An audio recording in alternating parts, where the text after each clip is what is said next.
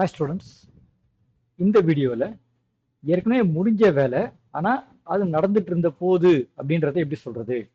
இப்போ நான் நேற்று வீட்டுக்கு போயிட்டு இருந்த போது, நேற்று நான் பேசிக்கிட்டு இருந்த போது அப்படின்னு நம்ம தமிழில் சொல்றோம் இல்லையா, அந்த மாதிரியான வார்த்தைகளை எப்படி இங்கிலீஷில் சொல்றது அப்படின்னு கற்றுக்கலாம். வாஸ் வாக்கிங், நடந்து கொண்டிருந்த போது. வாஸ் டாக்கிங், பேசிக்கொண்டிருந்த போது. வாஸ் ஸ்டடியிங், கற்றுக்கொண்டிருந்த போது. வாஸ் ரன்னிங், ஓடிக்கொண்டிருந்த போது. வாஸ் ரைட்டிங், எழுதி கொண்டிருந்த போது. வாஸ் ஈட்டிங், உண்டு கொண்டிருந்த போது. வாஸ் ஸ்லீப்பிங், உறங்கிக் கொண்டிருந்த போது. டே பிஃபோர் எஸ்டர்டே அப்படின்னா, எஸ்டர்டேனா நேற்று அப்படின்னு போன வீடியோல கத்துக்கிட்டோம். பிஃபோர்னா அதுக்கு முன்னாடின்னு அர்த்தம். அப்ப நேற்றுக்கு முன்னாடி என்னது? முந்தா நேற்று, அதான் நேற்று முன்தினம். லாஸ்ட் மந்த், மந்த்னா மாதம். லாஸ்ட்னா போன, முடிந்த, இல்ல கடந்த அப்படின்ற அர்த்தத்துல வரும். கடைசின்னு ஒரு அர்த்தம் இருக்கு, ஆனா இந்த இடத்துல கடந்த இல்ல முடிந்த அப்படின்ற அர்த்தத்துல வருது. ஸோ லாஸ்ட் மந்த்னா போன மாதம்.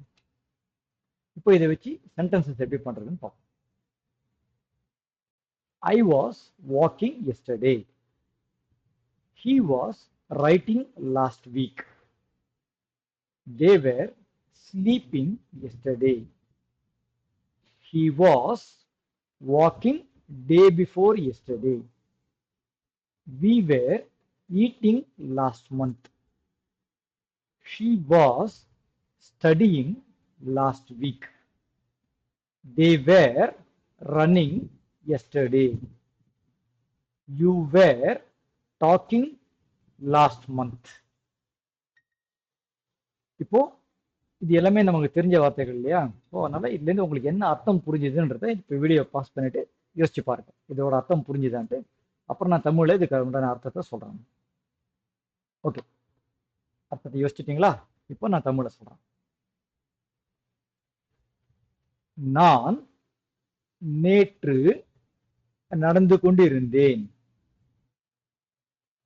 அவன் போன வாரம் எழுதி கொண்டிருந்தான். அவர்கள் நேற்று தூங்கிக் கொண்டிருந்தார்கள். அவர் நேற்று முன்தினம் நடந்து கொண்டிருந்தார். நாங்கள் போன மாதம் உண்டு கொண்டிருந்தோம். அவள் போன வாரம் கற்றுக்கொண்டிருந்தாள். அவர்கள் நேற்று ஓடிக்கொண்டிருந்தார்கள். நீ இல்ல நீங்கள் போன மாதம் பேசிக்கொண்டிருந்தாய் இல்ல பேசிக்கொண்டிருந்தீர்கள். இதே அர்த்தம் தான் உங்களுக்கும் புரிஞ்சிருந்தாக்க வெரி குட். இப்போ இதுல ஏதாவது டிஃப்ரெண்டா பாத்தீங்களா இந்த வீடியோல அப்படிங்கிறத இப்போ திருப்பியும் ஒரு தரம் பாஸ் பண்ணிட்டு ஏதாவது டிஃப்ரெண்டா கவனிச்சிங்களா? இதுவரை நம்ம பண்ணின மற்ற வீடியோஸ்க்கு ஒரு யோசிங்க, யோசிச்சுட்டு ரன் பண்ணுங்க வீடியோ.